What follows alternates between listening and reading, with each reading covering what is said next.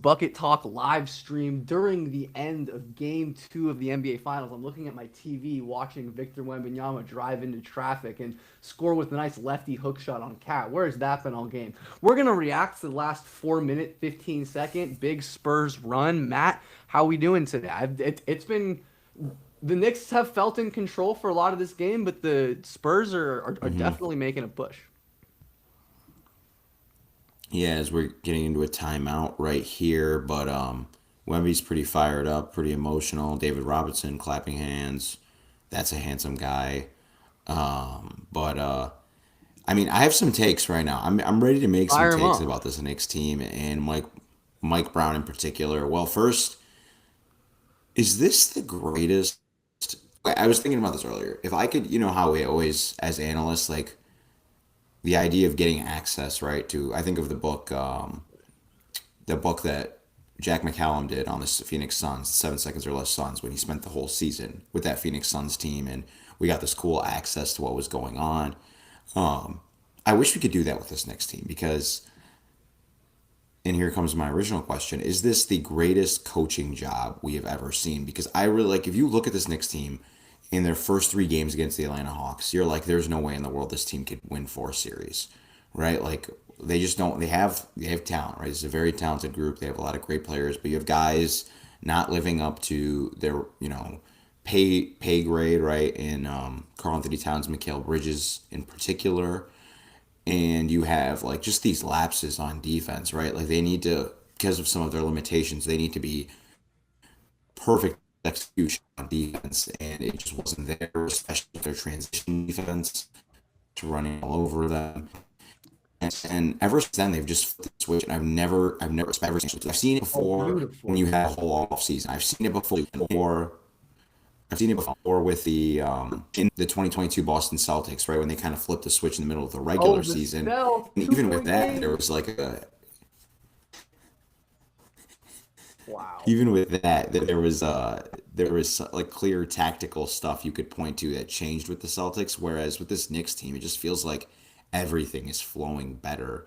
And we talk a lot about the offense and like this conceptual offense that people have been talking a bunch about, but it feels that way about defense too, where like the help is so perfectly timed. And it's not always coming. It's not like this predetermined thing, right? There's times where you see them like they'll help for a second and they'll immediately recover their man. There was a play in the second quarter where OG Anunoby forced Dylan Harper to throw the ball away, and he got some free throws out of it just by coming back to his man. And I don't know. This is some beautiful stuff. And as I'm saying all this, it seems like the Spurs are going to come back and win this Dude, this game. game is But so I'm awesome. man, Harper has not been perfect. Drive on mm, Brunson to tie the game. I mean, his juice has been key. And we talked about Harper closing or not mm, closing in favor of Fox, right? Look at him with 3 minutes left. I mean, he hasn't been perfect. He still has his like questionable turnovers, but like, man, his point of attack defense still really sharp. Landry Shamet has been phenomenal today, by the way. He has been unreal mm, with his mm. shooting and defense. He had one play on Wemby. Oh my God, this game is incredible. I am so stoked for Karl-Anthony Towns at this stage. I mean, I'm trying to remember if a player like this late in his career we've seen get fully actualized in a way like because there were always like two sides of Towns. There were like the playmaking driving side and then the elite stretch big side. But it felt like he never really had those together. But now he certainly does while playing some of the best, if not the best, defensive ball of his entire life. So shout out to Towns. I mean, he's just continued to drive so well when Wembanyama has been on him. I think his passing has been. He had that one pass at the end of the half where he was in traffic and he like whipped it through 3 people to the corner. He had a really nice like quick short roll read on the move. Like he's just on absolute fire right now,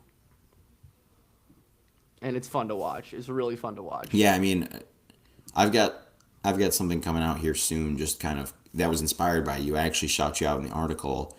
But that idea of Towns going from playoff faller to playoff riser, because it really feels like when guys get that label as a playoff faller. We're not talking about one bad postseason. Towns, it's been like 3, 4 years now of him just kind of dropping in the postseason, and for now him to elevate his game in the way he has really is nearly unprecedented. I did have a similarity. I'm not going to spoil that right now, but it's just an incredible character for him. And I am just yeah, we're happy for that guy's through a lot, both his personal life and basketball life. By the way, this game is a huge win for point of attack defense. Like the refs are letting guys be physical on drives, right? If they get beat, like Oh, uh-oh, we lost Matt. Anyways, I'm gonna go solo until Matt's back. He was talking about the point of attack defense. The physicality's been crazy. I know Richard Jefferson's been complaining about it, but overall, I mean, I can't really complain much about the physicality compared to like what it can and has been, but man, tie game. I'm curious to see where the Spurs go on offense. I know where the Knicks are going on offense. They're probably going to either give Brunson the ball in the two-man game with Towns, maybe Bridges, or obviously Towns as the five-out delay driver is so effective. But curious where the Spurs go, because that's been one of my biggest criticisms of them all series, right? Is their inability to consistently like break down defenses with their sets.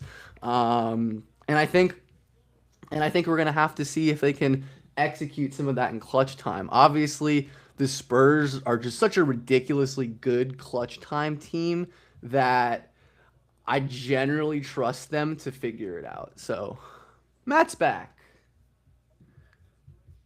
Hey, Matt, welcome back. hey, this is the beauty of recording live.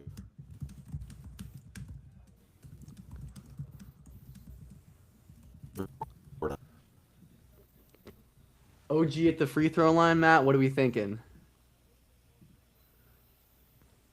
I mean, I heard from the broadcast Mike Breen was talking about he worked with Dirk this summer, spread the fingers out. How do you feel about that with the jump shot? Do you like that feeling? What are we thinking? I'm such a like if it works kind of guy with jumper. Oh my Hmm. God, Wemby. Fox has been much better today. I'm kind of like an if it works kind of guy with the jumper. Like if I'm not gonna Hmm. mess with someone's like details if the energy transfer is clean and if it's repeatable and if they can get it off on a variety of platforms. But like, I'm also not a coach, so you know better, Coach Matt.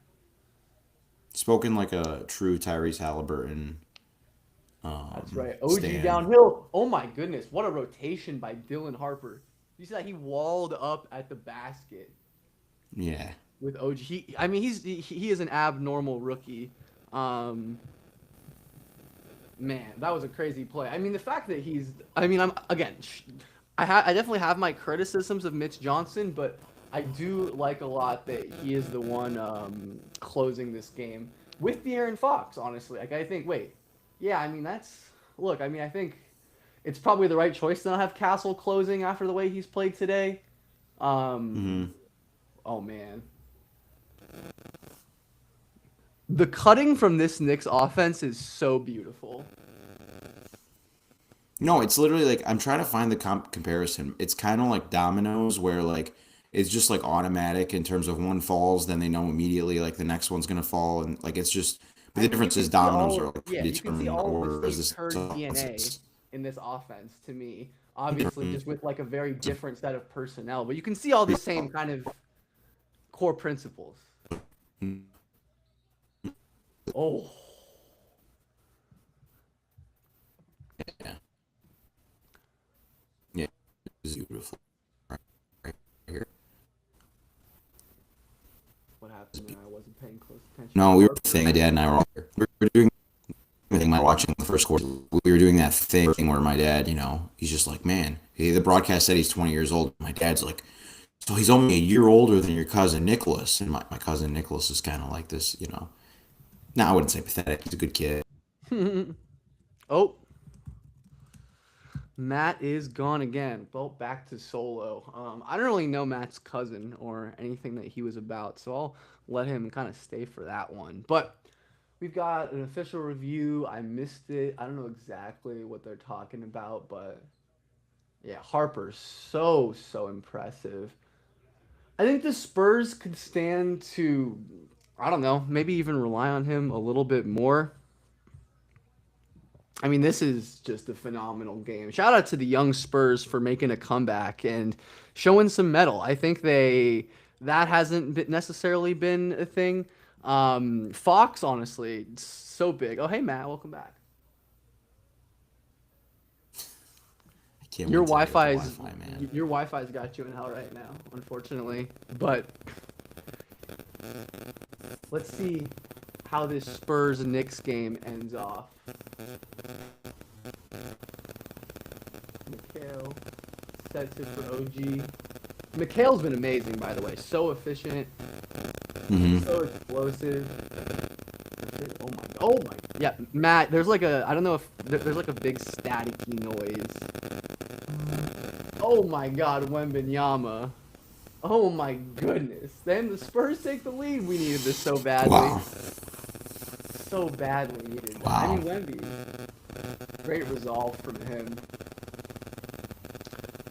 How have you felt about It's all the meditation. where his touches have come from today, generally?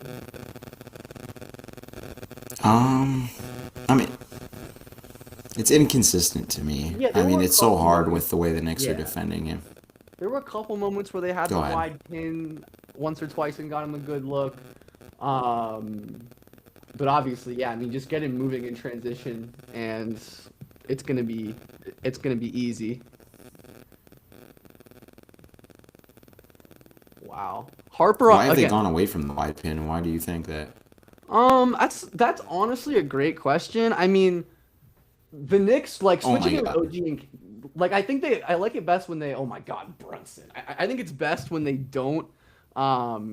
I think it's absolutely best when they don't run it with like OG and Cat together on defense. But I don't know. I don't know why. I feel like they should probably run that kind of action more, right? I think that's reasonable. What do you Yeah, think, Matt? no, I think they need to get back into that. I mean, I feel like they've been going too much to like 45 and that double drag action.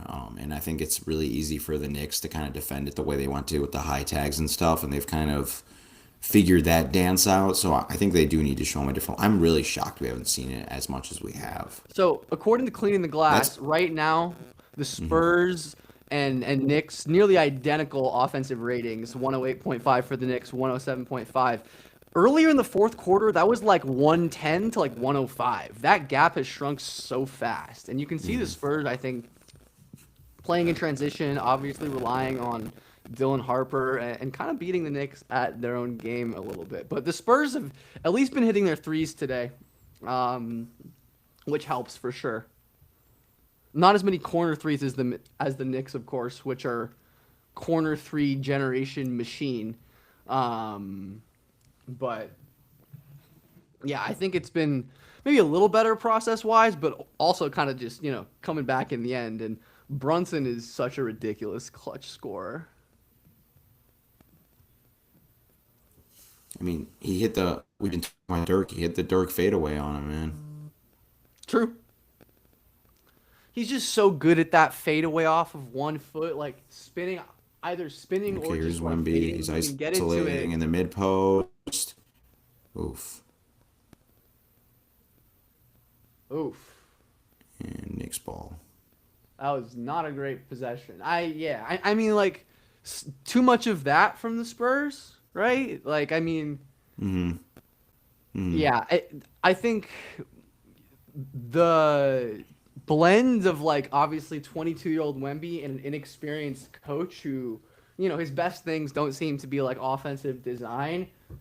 A smart team like the Mm-hmm. Knicks, and Brown's obviously always been such a great defensive coach throughout the years, and such a smart tactical defensive coach. He's been able to really like take away. I mean, the Spurs just don't do a lot. To be like, they just don't have a lot of variation.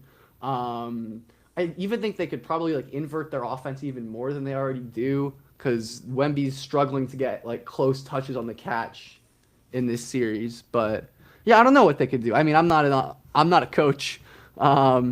But that was, I mean, that ATO from the Spurs was really bad. I mean, Mm-hmm. yeah, honestly, I have no idea what they were thinking.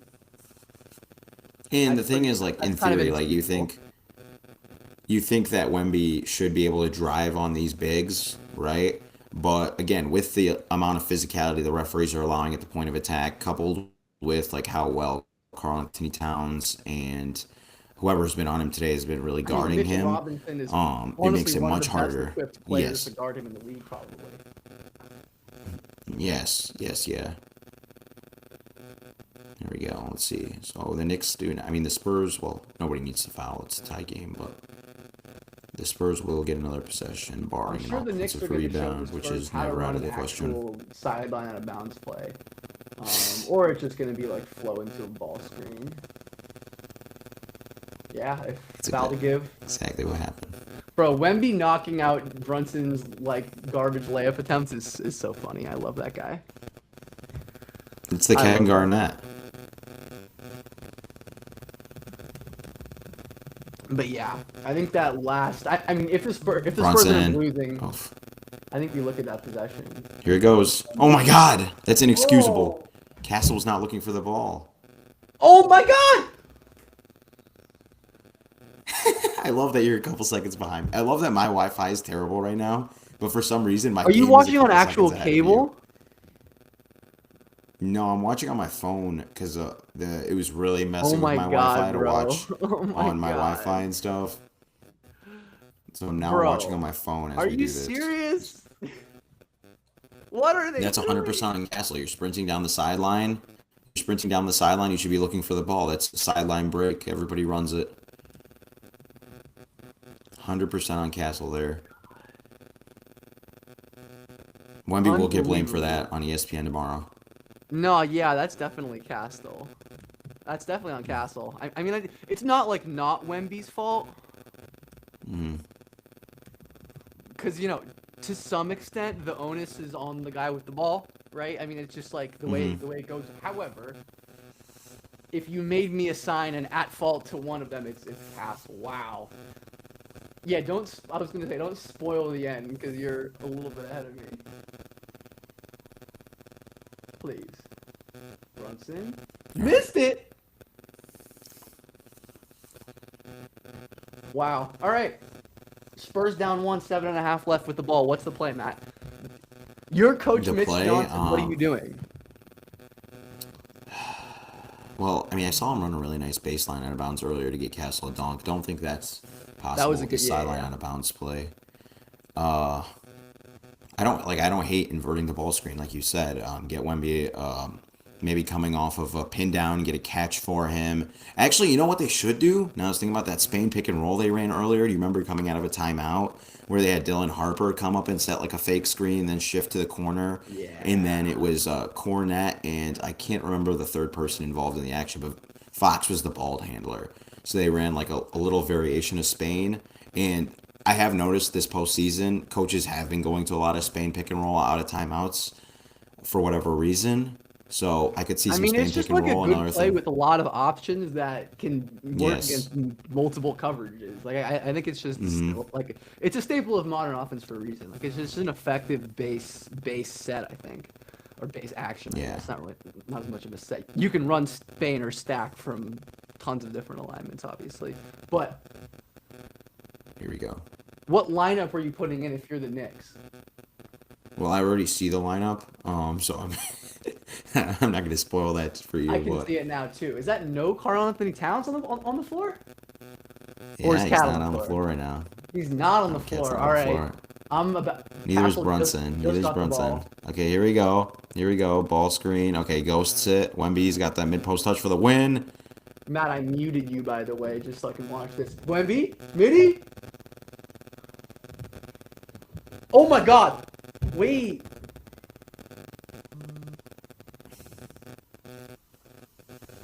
Can I say words now? Yeah. Oh my God. Yeah. I did not have this one in my bingo book. I can tell you that. Wow. Man. What on earth was that ending? Oh my God. They had 5 seconds and they, again, I mean, it's like not the worst set, I guess, but I don't know, man. Like just with 5 seconds left, kind of pick and pop to the mid-range area. Like I think I'd rather let Wemby get farther back with more space so he can like.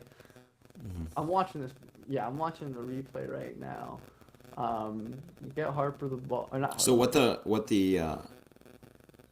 what the Spurs did I was mean, they Mitch went with a just flat set yeah, I and mean ran a Mitch ball just did so screen. well there too. Yeah, he did. Mitch He did. covered But that so well. just to explain it for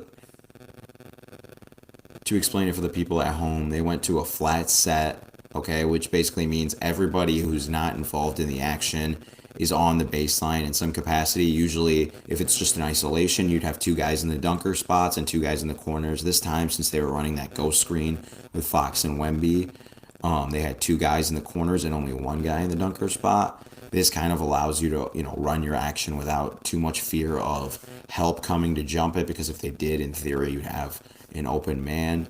But they run the little ghost screen, and I mean Wemby gets a shot. That's not. I mean you're down by one, so everything is open in your playbook, right? You can shoot twos, you can shoot threes. You don't have to worry about them trying to foul you, so you can't get a certain shot off. And yeah, that's probably I don't know. That's some yeah. They need to learn from that for sure. And their offense definitely needs. I think we're learning it needs more variety because they come in the I have a first quarter, right, yeah. and they're On able. that Go ahead. note, I have a dumb question for you.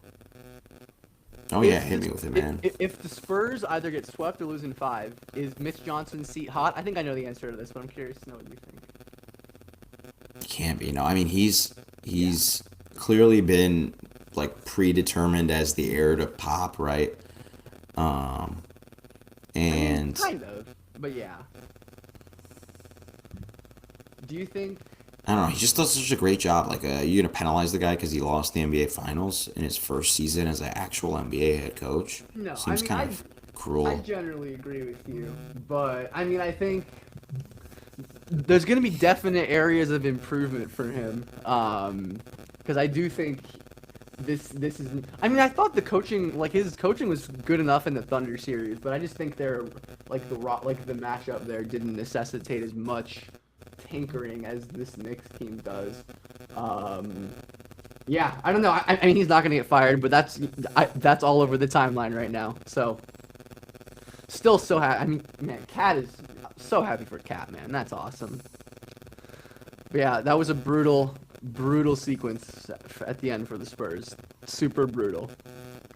I don't know. Yeah, only so Yeah, I much mean you can say. the resolve of this Knicks team, like the Spurs come out in the first quarter, right, and they're pressuring the ball, they're causing turnovers, and they're getting paint touches. I think they shot 9 for 12 on twos in the first quarter, and the Knicks in the second quarter, their adjustment is just, hey, let's play better, and they start defending the crap out of the ball, right?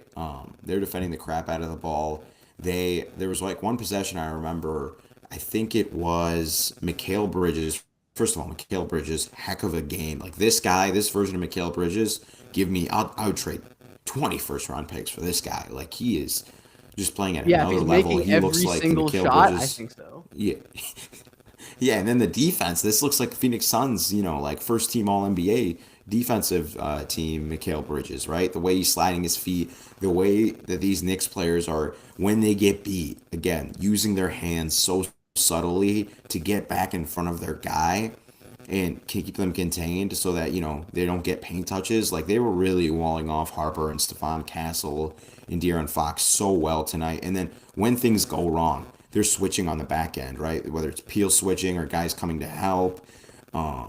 It's just an incredible, this is just an incredible coaching job. And like I said, I would give anything to just be behind the scenes of this because the things Mike Brown has done with this group, I just did not believe were possible. And a big part of it goes to him leaning on that bench, right? In the third quarter, when Karl-Anthony Towns and Josh Hart both pick up their fourth foul, you think like, oh, this is where the tide turns. This is where the Spurs make their run. This is where they even up the series. But the Knicks just, they hold serve, right? They keep the lead where it is until Brunson and Cat come back in. I think it was like a 9-point game once they finally come back in at the 10-15 minute mark in the fourth quarter. And I mean, so that bench, like being reliable, it does two things. One, it doesn't get you killed, right? When they're it does three things, right? It keeps the score even, right? When Karl-Anthony Towns, Jalen Brunson are off the floor. And then also it keeps these guys more well rested, right? They're playing like low 30s, mid 30s per game instead of everybody playing 40 minutes per game, which allows them to use more of their central processing system and to be able to play this beautiful brand of basketball we're seeing on both ends of the floor. And then also it just gives you more versatility versatility, the way you can play, right? You don't need Josh Hart all the time. Like Landry Shamet can come in and he just changes the entire court spacing. And then on the defensive side of the ball, like his career growth into this, defensive stopper, 3-and-D wing now is just, I did not see that coming for him either. Yeah. I mean, I think it's such like an adage, right? People are like, oh, rotations always shrink in the playoffs. The best teams are going to play 6, 7 players in the playoffs. And like, if they only like the Spurs don't have more than like 7-ish real like playable playoff players. Like they have their starters, they have Harper, they have Cornette, and other than that, it's not great in terms of guys who can actually play.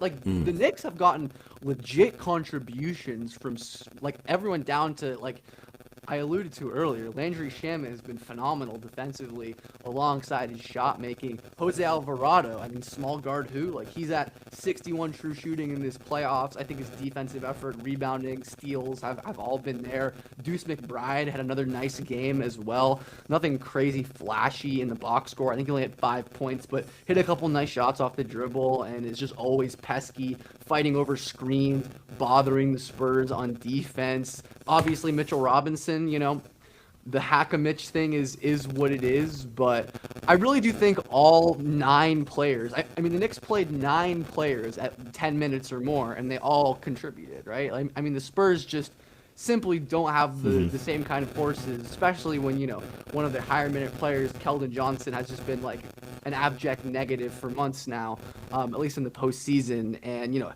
Harrison Barnes isn't really useful. Carter Bryant is just out there to like foul Mitchell Robinson and pressure Jalen Brunson. Like, it's just they don't have. I mean, I think that like depth is so key. Obviously, Pacers and OKC both this way last year, right? I mean, both teams that have a ton of depth. And were able to use it. So I think, again, it's not easy to get this many playoff caliber players, but it speaks to how much of an advantage it is when you actually have that. And, Josh Hart, like we talked about, his offensive rebound, the second chance points he generates, it's all great stuff. Everyone's stepping up, and I don't know. Even though like his scoring numbers aren't gaudy, I still feel like Brunson's been phenomenal, and has all of the gravity and the kind of attention that he always draws. And I just think he's missing a lot more of the looks that he would often miss. Like, of course, the Spurs' length is probably a factor in that, right? Like they have bodies who can theoretically deal with him, but. Yeah, shout out to him. It's been very, very impressive, no doubt.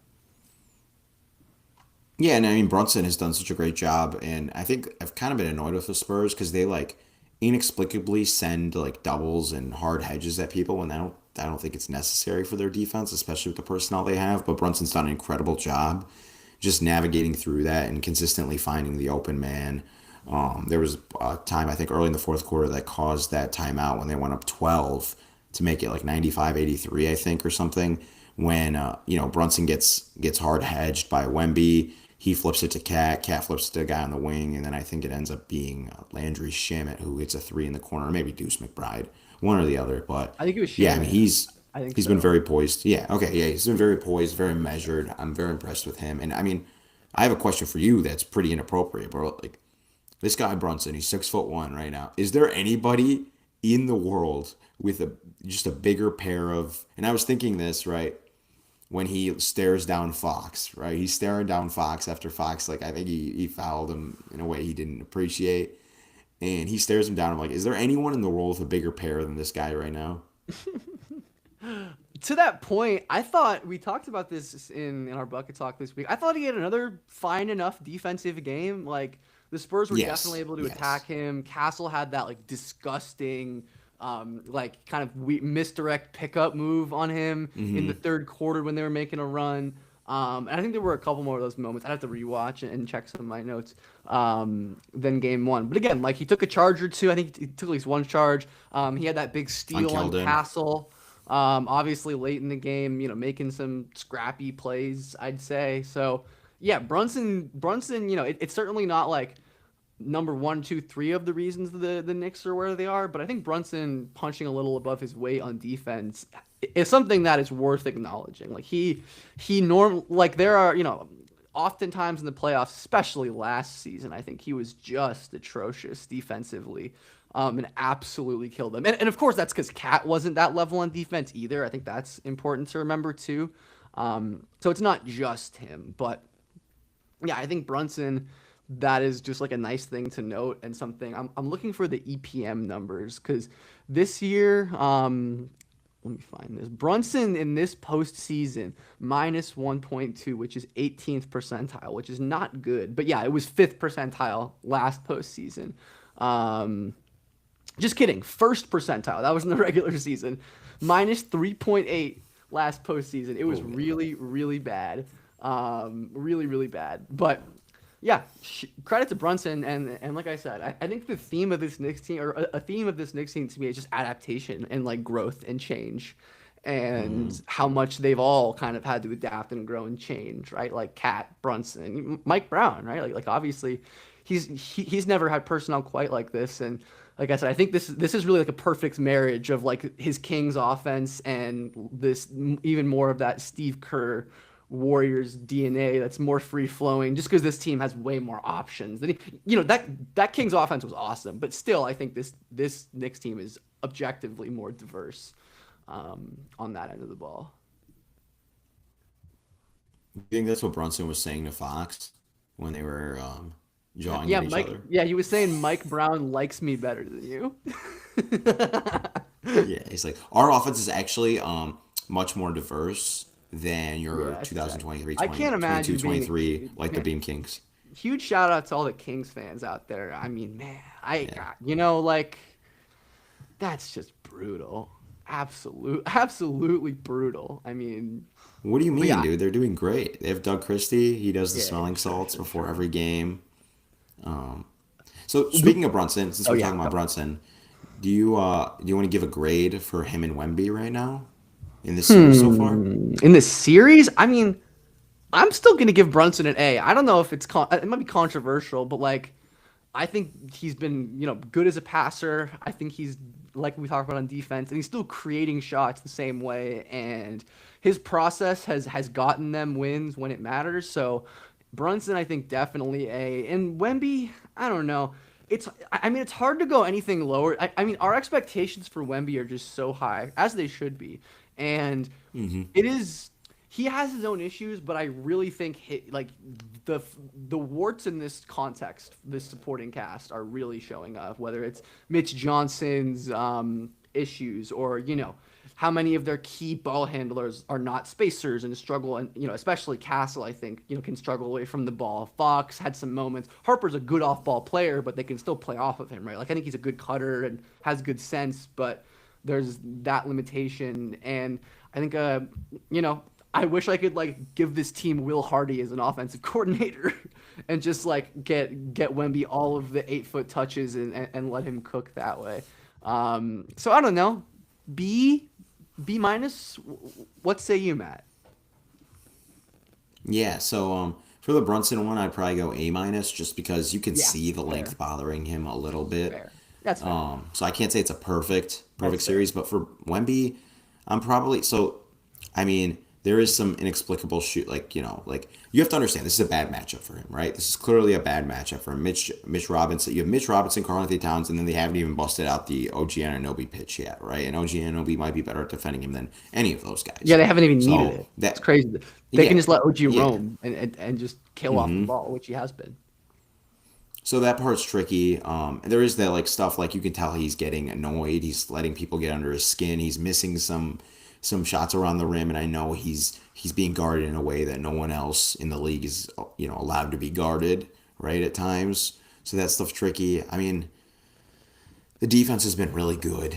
It's been really good, It's and I been think the Knicks on it's still offense been are ridiculous. Like it really yeah, has and still been ridiculous. And the thing that people aren't talking about is like the Knicks offense is just since they're such a jump shooting centric team, right? They don't rely on a lot of paint pressure and then also since they're taking these jumpers and their crashing technique, they're one of the first NBA teams to use that tagging up crashing technique, which basically means when you crash to the basket, you're taking your guy with you so that they're kind of stuck under the rim. And if a shot goes over their head, like it's yours, right? And since the Knicks take so many jump shots, like those shots usually don't end up, like if you miss them, going right under the rim. They go over your head.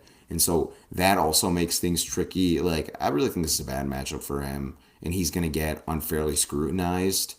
So I'll give him a B too. I'll give him a B. Yeah, I mean, with the way he's defending, it's still hard to, and like, look, for all of the praising that we've been doing for the Knicks offense, like their offensive rating in the postseason overall, I don't think it's counting this game, or maybe it is. I'm not actually, I don't think so. Is So one before the series, it was 123 and a half. Before the Sure. series, Right now it's 123, right now it 123. says 124.2 after a strong game one. Okay, It was cool. 107 Okay. today. Like Okay. they really did struggle to score as always with Wemby. They were just killer on the boards. Like I mean the Spurs lack of rebounding and lack of, physicality and strength that aren't like outside of the guard room. Like obviously Castle and Harper are sick rebounders for guards. Like Champagny and Vassell are great crashers, but like you don't have a guy just who displaces people. I mean, Cornette kind of does that, but definitely not to the extent they have Josh Hart, and even like Alvarado is a freaky rebounder for his size. Obviously, Mitch is one of the rebounding guys in the league, but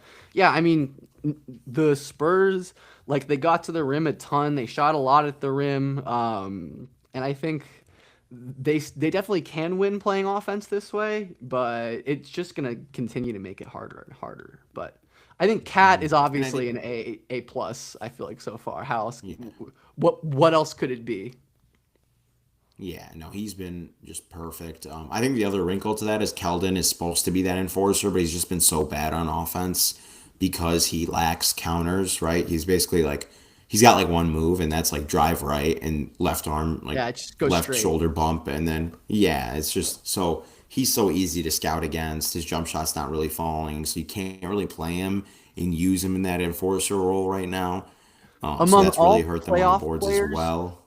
among all playoff players who have played at least 10 games, Keldon is third lowest in estimated plus minus. And I think the eye test certainly kind of goes with that 50% true shooting.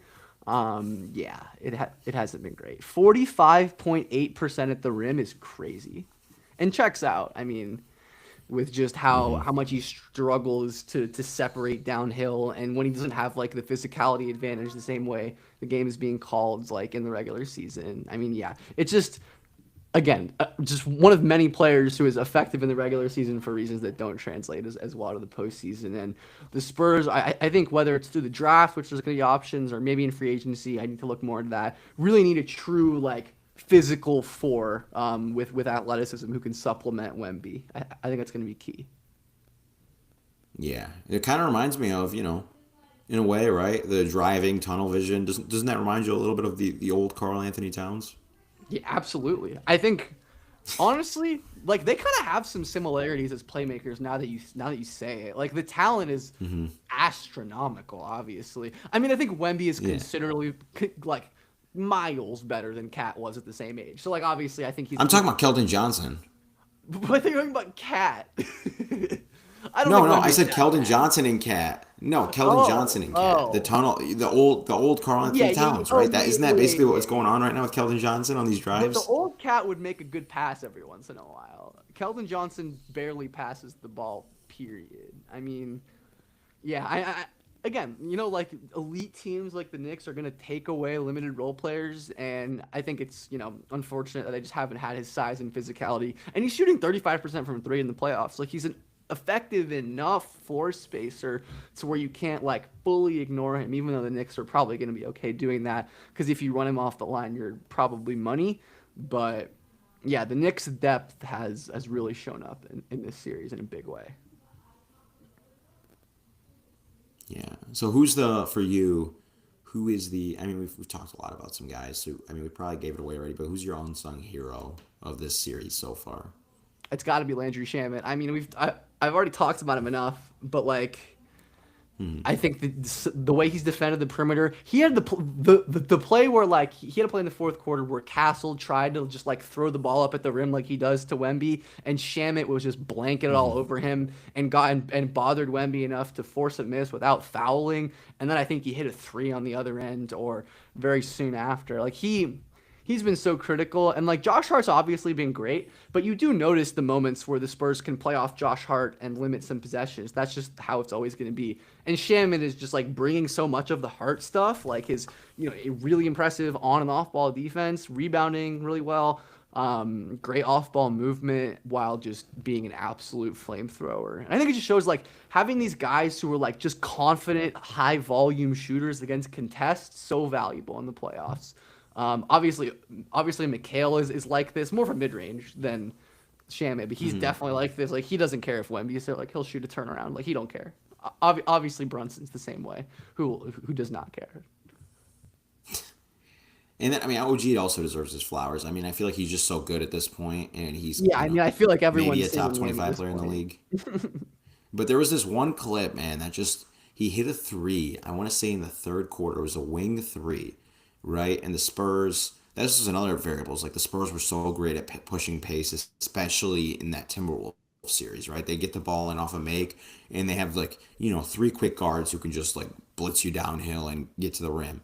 And so I think they throw it to Harper on the left side. So the opposite side, remember, OG Anunoby takes a shot from the wing on the right wing, and he drives down the floor. And like I think Karl-Anthony Towns and whoever else was involved, they were kind of trying to figure out assignments, and that was starting to look like the old Knicks again. Like like oh they're all scrambled on in transition off a make, and then OG just comes out of nowhere and contests the shot. And I'm like, like the last guy who should be doing that is the guy who makes the shot. You know what I mean? And it's just like it's such an incredible play. Yeah, I mean, he just like the fact that he still has the like crazy motor and athleticism and strength he's always Hmm. had while adding so much skill. Like he had one drive where he like trucked two people and just cleanly laid the Yes. ball in with the just making it look so easy. He and McHale are an unbelievably synergistic combo of wings in their skill sets on both ends. Maybe like in a perfect world, one of them is a bit better of a playmaker, but like you have Towns for that, you have Brunson for that. Hart can do some secondary playmaking. Alvarado is a nice passer as well. So the Knicks have enough ball move, and I think the Spurs' collective lack of passing is kind of an issue. Like Harper and Castle are obviously both talented passers, but have real issues there. Wemby, same kind Hmm. of thing. Like they don't have who's like the who like I don't think they have any players who are like elite S plus like passers you totally trust in the playoffs. Like I just don't think they have that kind of player, and the Knicks have multiple, right? I mean Fox Hmm. definitely I don't think is that, despite being kind of one of the veterans on the team. Castle might be the closest, but he just like the record scratch moments definitely were evident tonight. Even I think he was probably better in game one at moments, but even still, and the Knicks are just obviously supplemented by beautiful ball movement and a lot of passing baked into their offense as well.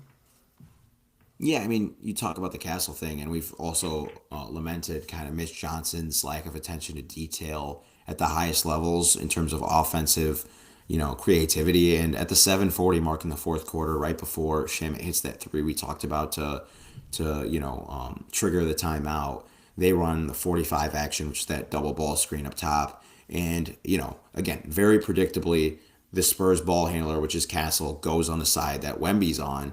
But they have Wemby on his left side, so Castle's driving on his left side. He can drive and score on his left side just fine, but he can't drive and make passes off a live dribble on his left side as well, right? And so Bridges falls down as he's trying to navigate the screen. So you would think, like, this is money, right? It's a 5-on-4. They're going to score here, and the Knicks, swarm the paint, right, leaving Harper open in the corner on the right corner. So we have to be a left hand skip pass to get there, right? And Castle's just not comfortable making that pass. I think also his sight lines are not that great, so he misses that pass. And again, part of it is Harper not being a great 3-point shooter, so maybe some of it was a lack of trust, but just like missing that pass, that's just like I know it's not a big deal in the regular season, but we're talking about the last series, the two best teams standing in theory. Like that kind of stuff is going to get exposed. For sure, for sure. Matt, what else do we have? What do we feel like going forward? I mean, it's gonna be just historically speaking, a lot for the Spurs to come back, especially losing their first two games on the road. I mean, that's just. I mean, you'd know better than me. Like, how many, if any, teams have won the finals after losing their first two games on the road? Like, obviously, I can think of plenty after one, like the OKC last year, lost game one Hmm. on the road. Miami in 2013, I believe, lost game one on the road. Like, I don't know if there's any team like. I mean, there probably is that maybe I'm not thinking of, but yeah, it's gonna be tough, and I don't know what more they. I mean, I think the silver lining with the Spurs to me is like there are so many identifiable things that they can correct, but then the issue is that there are so many identifiable things that they need to correct, right? So it's like, where's that balance? And I think the Knicks even have room to go up Yeah, with so the I way have the Brunson's stat. been shooting. Hit me with it. I have the stat here. Okay, let me pull this up. So I found the article with the stat. I'm gonna have to scroll through this really quickly. So only five teams in NBA history have ever overcome an 0-2 deficit in the NBA Finals to win, but none of those teams did so after losing the first two games at home. So this would be unprecedented. But in NBA Yeah, history, I agree. playoffs in general, we've had five. No, we've had three such instances where a team has lost their. No, I'm. Oh my God. Okay, so where are we? So it's never happened like that in the finals.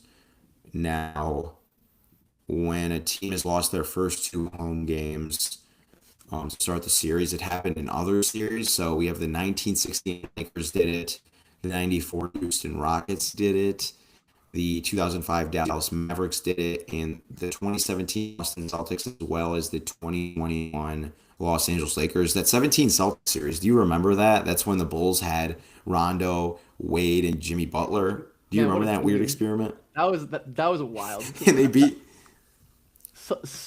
That's and that such a was the series bold. that That's ended like such Isaiah a bold. Thomas's career, basically. Well, like there's only one other franchise that a team like that could ever exist, and it's the Kings. And it's like it's them Yes. and the Bulls are the only team franchises that could run a lineup like that. But yeah, point being, it is going to be a massive uphill climb and hard to call it over after two games. But I mean, I had Knicks in seven before this. I should have said Knicks in six, if anything, or Yeah, I mean, five. I can pull up. Let's see what FanDuel has to say about this. I'm gonna get the FanDuel out, um, just to give us because I feel like the sports books usually have a pretty good eye for this kind of stuff. And my Yeah, Face let ID me won't know. work, which is great. Um, Again, one second. another Then silver you lining you for the fill the Spurs, fill like some space. Fill some Wemby really space. can adjust. Like I think Mm-hmm. Wemby definitely can adjust, right? Like I think that's another like again, there's much more meat on the bone for the Spurs than there is for the Knicks. But yeah, I know. I think we covered most of what I wanted to. Yeah, this Knicks team is just super impressive. They're well constructed. They're fun to watch. It's been fun. So right now, FanDuel has the Knicks with a minus 520 odds of winning the series, which is an implied probability of 84%. So Yeah, feels right. that's not as, I feel like I don't know. I feel like that it should be higher. Shouldn't they be in the 90s? Yeah, I guess so. I feel like it's just so hard to do that after two games, even though it is two on the road. But like, yeah, I mean, Mm. you could say it's 90%. That's fine, but I think 84 makes sense to me at least. Maybe it should be 90.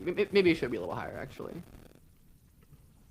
And we also, I feel like we can't do a live show without adding that the Knicks become the second team in NBA history to win 13 consecutive games in a single postseason. The other team being that legendary 2017 Golden State Warriors team, which is probably the greatest team ever assembled. Yeah, I mean, this next run has been dominant. Definitely haven't played the same level of competition as like some other teams, but you can pick apart like Mm. competition level for almost any finals run, and regardless of competition, what you got to do if you're an elite team is to bludgeon everybody in your path, and I think the Knicks have certainly qualified. Cool. Anything else we want to get to before we sign off? Thanks everyone for checking out our first live stream. I know we had some good viewership on Twitter, so thanks to all of our behind the scenes folks keeping an eye on that. Matt, any last words? Game 3, do the Spurs avoid the effective 3-0 game over sweep? First game in MSG. I think they do. I think they do. I mean, these two games have been very close. It's been like a coin flip these first two games. Yeah, So I mean, maybe if they Wemby definitely have a Wemby chance. and Castle lock in at the end there, we're talking about a different thing. Yeah, so I think, yeah, I mean, like I'm just gonna keep saying they get one until they do, because I don't think it's gonna be a sweep. And if it is, then man, I mean, we gotta have some conversations. What kind of conversation? Good ones or bad ones? Depends on what team you root for and what agendas you have. We don't have agendas here, except for Oh, Pacers. no, we don't. I mean, Pacers are yeah, going to I be mean, back next year. We'll be talking about the Pacers this time next no, we year. will be. Don't worry. Honestly, like a couple years ago, I mean, like it's so much easier to just like detach when my team's not in it, because like I was so stressed, like I felt so emotional, and now I'm just like I don't care really. I'm just having fun like watching awesome basketball. Like I just like my cortisol levels are so much lower this postseason than last year. Um, so that's nice. All right, I believe we are going to sign off then.